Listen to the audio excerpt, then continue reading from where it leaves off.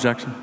Mr. President, let me just say that my friend from Ohio is truly passionate. And in the years I've been here, I've not heard of anyone who is stronger and has a better understanding of this issue than the senator from Ohio.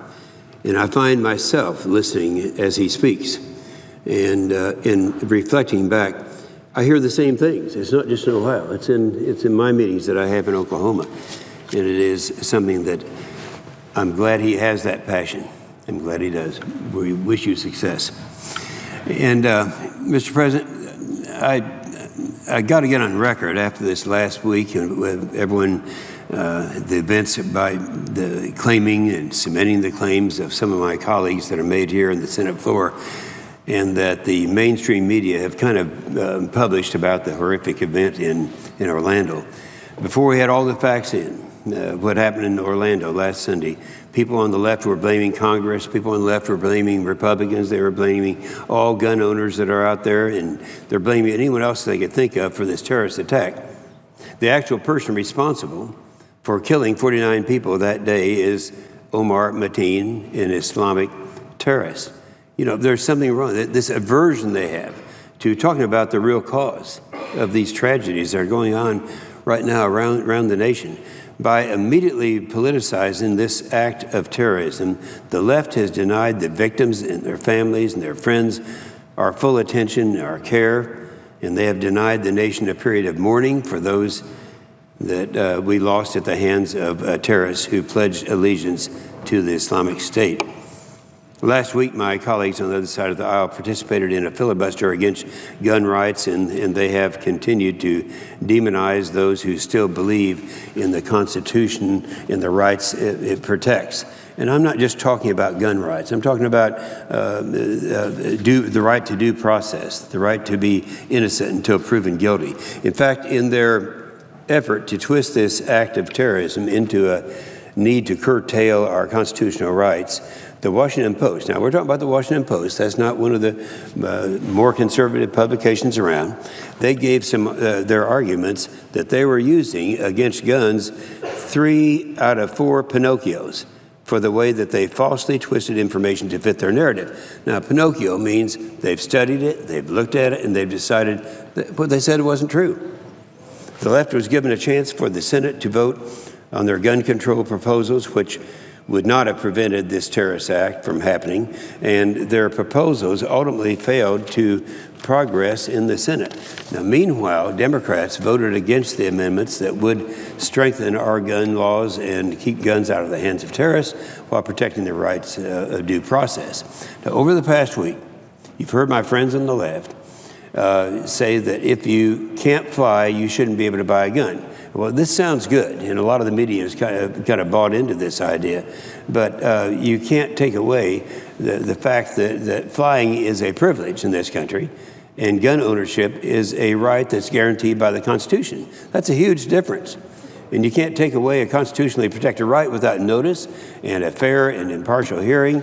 Denying someone their civil rights based on secret lists is unconstitutional. I think everyone understands that, and will be struck down by the courts, and everybody knows that. But it sounds so good right now, and to say, oh, now everyone is going to be wanting to be for gun control. You know, one of the things that people forget, they try to pass laws that are going to protect or offend the rights of gun owners, when by definition a criminal breaks laws, a terrorist breaks laws. And so consequently, you'd have only those individuals who are law-abiding citizens complying with the law. It's just a very simple concept. And again, everyone knows that. But given the irrefutable evidence of Mateen's motivations, many wonder why the administration, supported by the Democrats, are so focused on policies that don't address the core cause of this horrific act. Terrorism and the influence of radical Islam here in the United States of America. The answer is simple.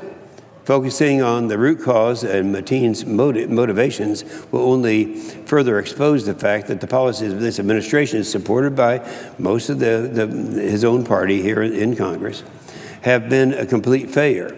Time and again, Presidents rhetoric on ISIL and terrorism and the threat to America is proven wrong in reality.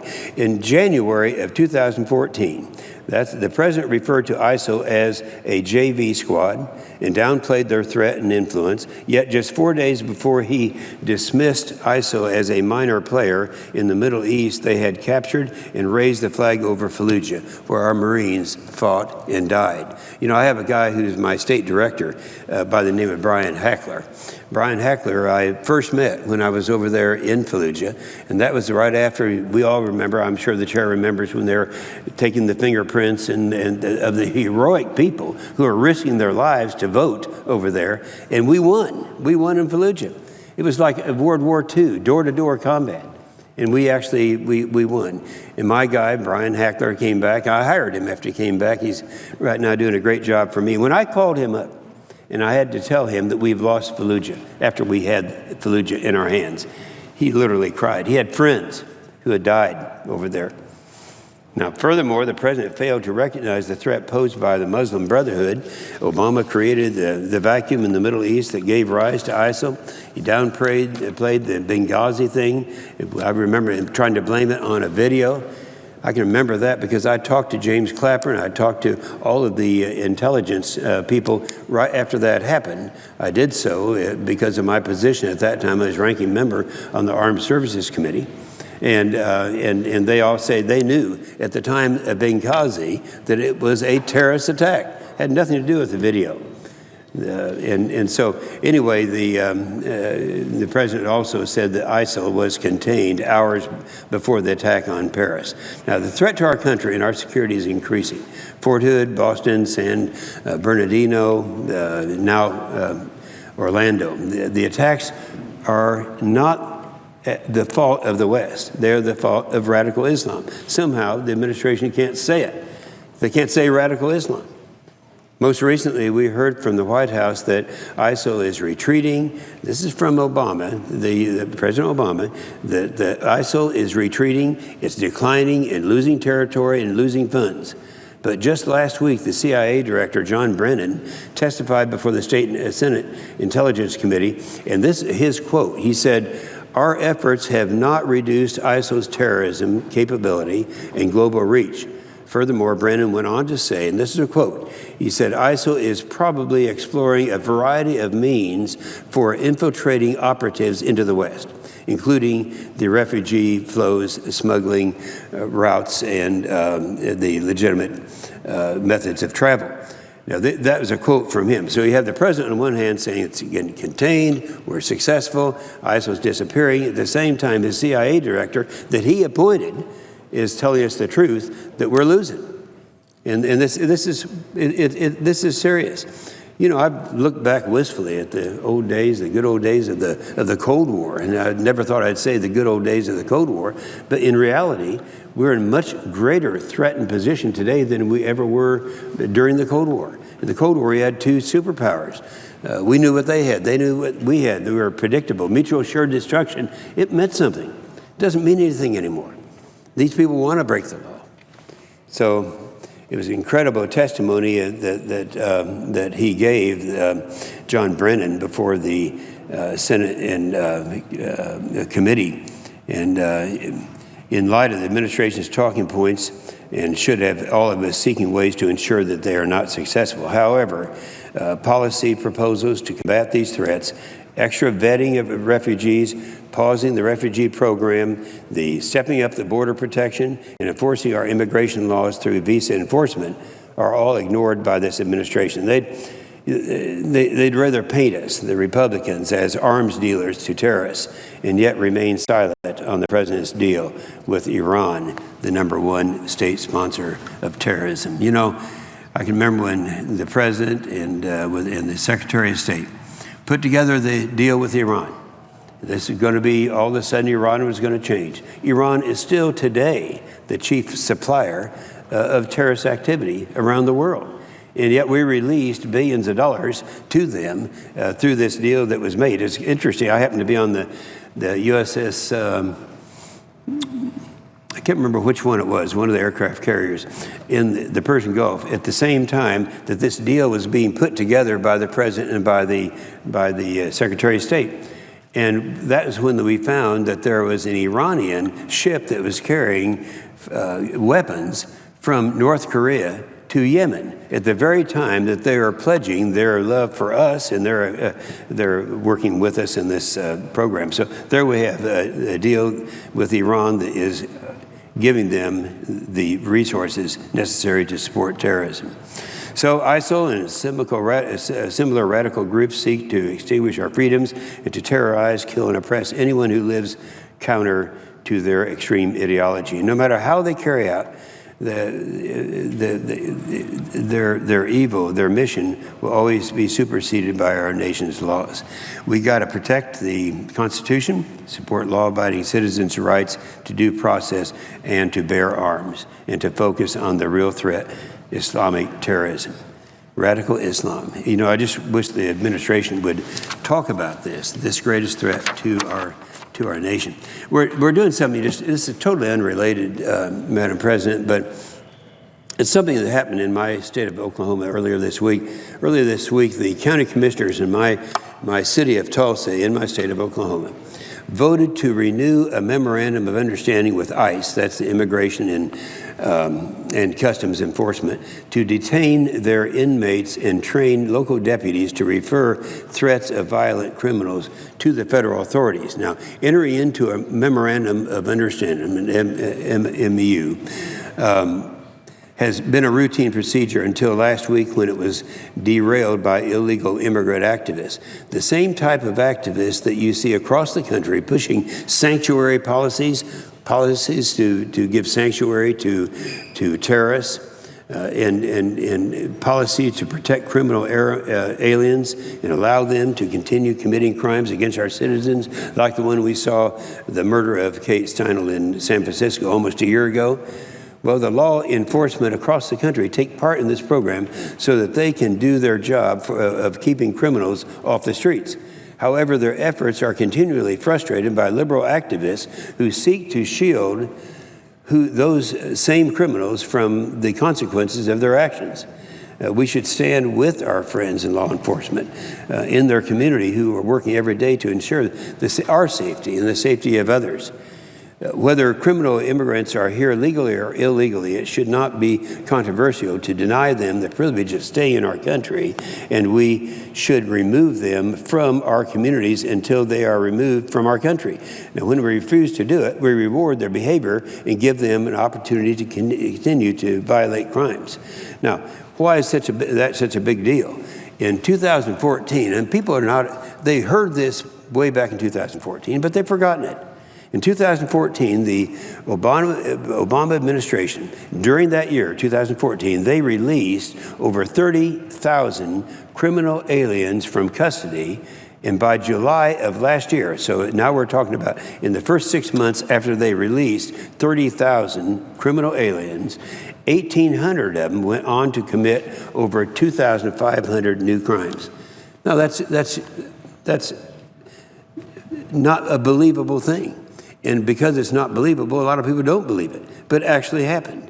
It is a fact that the Obama administration released over 30,000 criminal aliens, and 6 months later, 1,800 of them that we know, probably more than that, went on to commit crimes. Instead of deporting people who shouldn't be here, the administration released them back onto our streets where they committed new preventable crimes, including assault, sex offenses, kidnappings, and even homicide.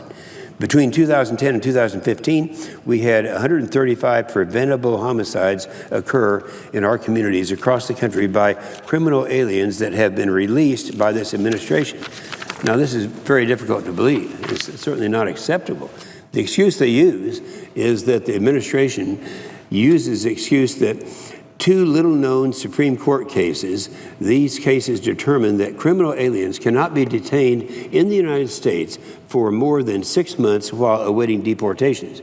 Now, however, there are many factors which can prevent a deportation from taking place within the 6-month period. Now, that's kind of interesting because that is an excuse that is being used. And in order to take away this excuse, I introduced the Keep Our Communities Safe Act in the past 2 congressmen, and I'm introducing it today as an amendment number 4732 to the CJS appropriations bill. This legislation would allow for the Department of Homeland Security to petition the courts and hold a criminally convicted alien for renewable 6 months period until deportation occurs if the Secretary deems that the alien would be a threat to the national security or the safety of the community, among other reasons. Now, we're communities. We're talking. This is back home. This is my community, and this is where this is happening, and throughout America. Now, some organizations, such as the ACLU and other liberal organizations, believe this bill amounts to indefinite detention in violation of a criminal's due process rights. However, in addition to the specified circumstances of continued detention I just mentioned, this bill requires the Secretary of the Department of Homeland Security, that's what they're supposed to be doing, to rectify or to recertify that person is a threat every 6 months. In other words, if this person is a threat, rather than automatically turn him loose in 6 months, he can recertify the fact that he is still a threat and every 6 months continue to keep him. Furthermore, an alien can submit evidence for a review of his detention and will still have access to our courts, giving judges a say in the process. Now, we were unable to get this on in the last 2 years. And I can't imagine that it would not be, after all the things that have happened just this year, and of course right on the heels of the disaster that happened, I can't imagine that people wouldn't want to do that, do everything they can to keep from turning these people loose. I go back and repeat that this administration turned loose 30,000 criminal aliens onto the streets. And this is in the year of 2014. And in the first 6 months of the following year, they have actually gone back and committed more crimes. So we're looking at there's this thing about turning people loose, and it's very similar to what the administration is doing in Gitmo. We passed a law, actually in the committee, that was Let me make an inquiry here. Are we on a time requirement here? Do we have a time requirement? No, Senator, we do not. All right, thank you. Well, the bearer of the chair right now is a member of the Armed Services Committee. You can very well remember when we passed a law.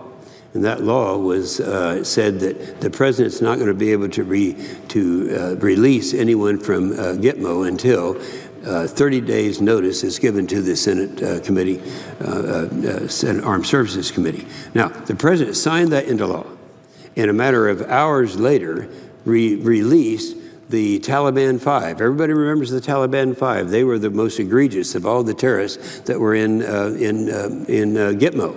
And we don't know what they're doing right now. Supposedly they're over in Qatar or someplace under someone's supervision. But it happens that the recidivism rate of those who have been released from Gitmo is 30%. In other words, 30% of those that are released are back trying to kill Americans again. It's unacceptable, and it's very similar to this. Whether it's releasing people, terrorists from Gitmo, to go out and kill Americans, or releasing people who are criminal aliens from our cities and towns, it's a problem, a serious problem. And we're going to have to address this problem, and we are going to address it. And with that, I'll